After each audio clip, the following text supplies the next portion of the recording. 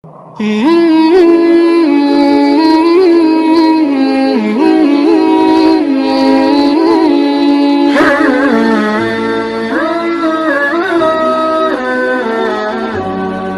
kebaikan Allah itu kita pandang dari sudutnya yang materi.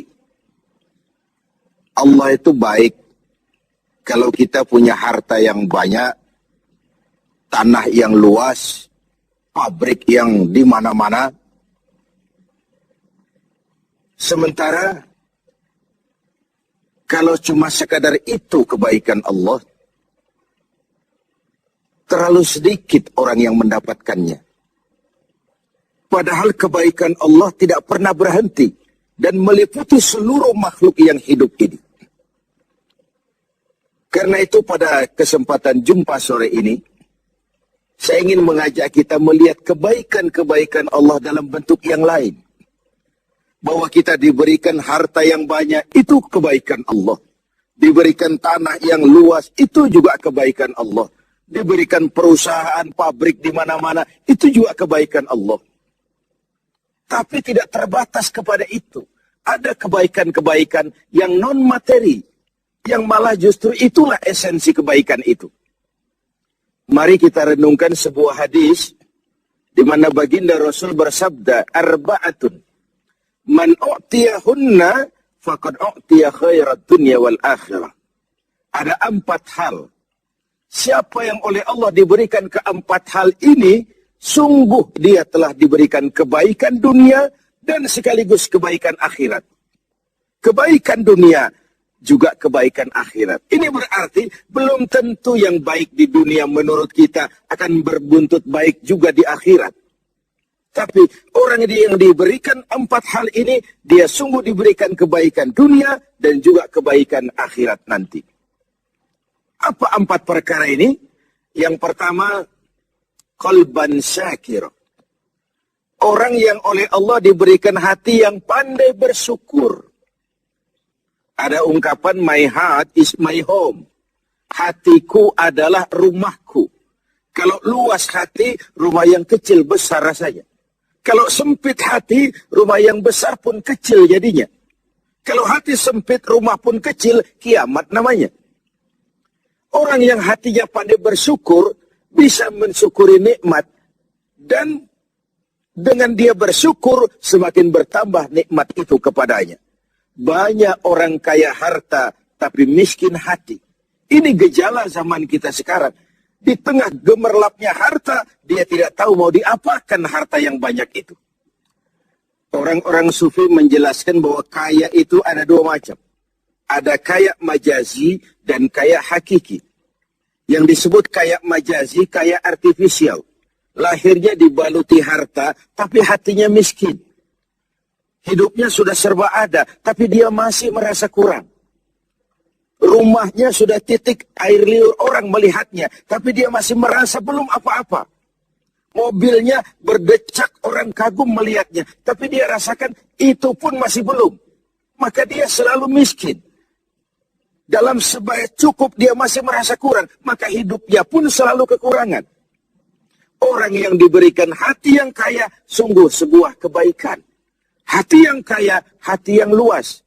Kalau hati luas, tandanya 2, bisa mensyukuri nikmat dan tidak mengingkari apa yang diberikan Allah kepadanya. Tapi orang yang hatinya sempit biasanya tidak pandai mensyukuri nikmat. Dan lebih celaka lagi ini, tidak senang lihat orang lain mendapat nikmat. Orang seperti ini, ya susah gemuk. Sudah tidak bisa mensyukuri nikmat, tidak senang lihat orang lain mendapat nikmat. Tetangganya beli televisi saja dia demam. Nanti tetangganya beli sepeda motor, dia makin gawat. Masuk rumah sakit. Di rumah sakit dengar tetangganya beli mobil, mati dia. Disiksa oleh perasaan sendiri. Begitu orang yang miskin hatinya. Orang yang diberikan hati yang pandai bersyukur, sudah diberikan kebahagiaan dunia dan kebaikan akhirat. Ini yang pertama.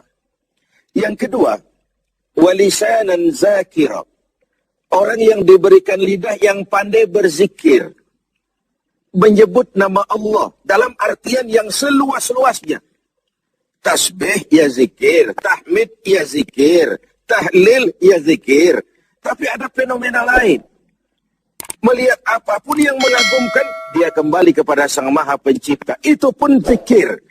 Melihat semesta jagat raya, melihat bintang gemintang bertaburan di angkasa, melihat lautan luas terhampar biru membentang, melihat gunung tinggi menjulang ke angkasa, semuanya mengingatkan dia kepada Allah. Itu pun zikir.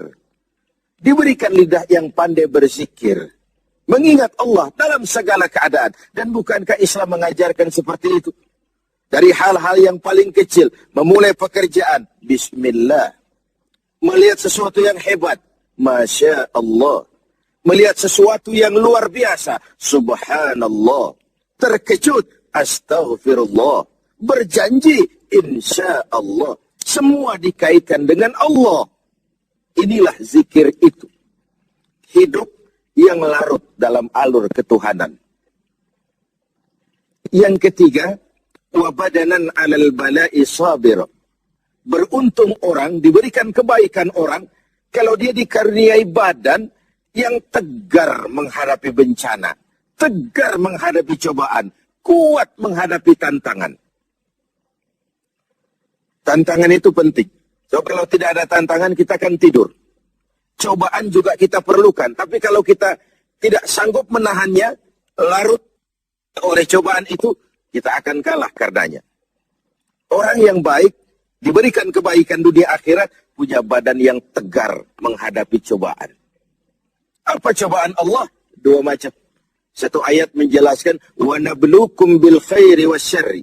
Kami akan coba, kami akan uji kamu dengan yang baik dan dengan yang tidak baik. Dengan yang enak dan dengan yang tidak enak. Dengan yang menyenangkan dan dengan yang tidak menyenangkan. Bukan cuma sakit cobaan itu. Sehat pun ujian. Bukan cuma miskin ujian. Kaya pun cobaan. Bukan cuma tidak punya jabatan cobaan. Naik pangkat pun ujian. Kita ni yang namanya ujian kan yang tidak enak saja. Kalau sudah sakit, ya Allah, sedang diuji. Sehat, lupa daratan. Miskin, ujian. Setelah kaya, lupa bahwa itu juga ujian. Fenomenanya apa? Banyak orang lulus ketika diuji dengan kemiskinan. Tapi gagal berantakan setelah diuji dengan kekayaan. Ketika miskin dia hamba Allah. Setelah kaya dia pindah menjadi hamba harta.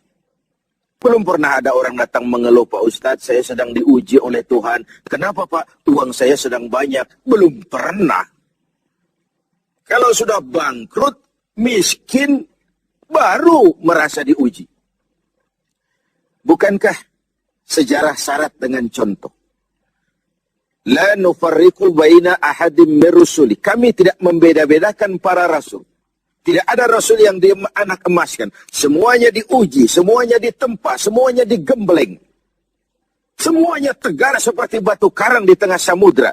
Walau tiap hari dihempas ombak, dihantam gelombang, dia tetap berdiri dengan tegar. Begitulah orang yang diberikan kebaikan oleh Allah. Lain dengan orang yang loyo, sedikit kena kesulitan seperti ayam sampar, kerakap tumbuh di batu, hidup segan mati pun tak mau. Skeptis, pesimis. Apa yang bisa kita lakukan kalau dasar hidup kita sudah skeptis dan pesimis itu tadi? Hidup ini adalah cobaan. Semakin tinggi kualitas keimanan, semakin berat cobaan itu. Semakin kokoh berpegang kepada agama, semakin kuat pula cobaan datang menerpa. Yang terakhir, orang yang diberikan kebaikan dunia akhirat, wa zaujatan salihatan, diberikan istri yang salihah, pendamping. Tidak ada suami bisa sukses jadi apapun dia tanpa peran serta dan dukungan istrinya. Itu sebabnya baginda Rasul menikah dengan Sayyidatuna Khadijah. Apa yang jadi pertimbangan beliau? Mengawini seorang janda yang umurnya 15 tahun lebih tua pula dari beliau. Kalau sekadar memperturutkan hawa nafsu, mestinya tidak Khadijah yang dipilih oleh baginda Rasul. Mestinya, kalau istilah kita sekarang cari ABG saja. Tapi jelas baginda Rasul bukan cuma sekadar mencari istri, beliau mencari seorang pendamping. Apa bedanya ini?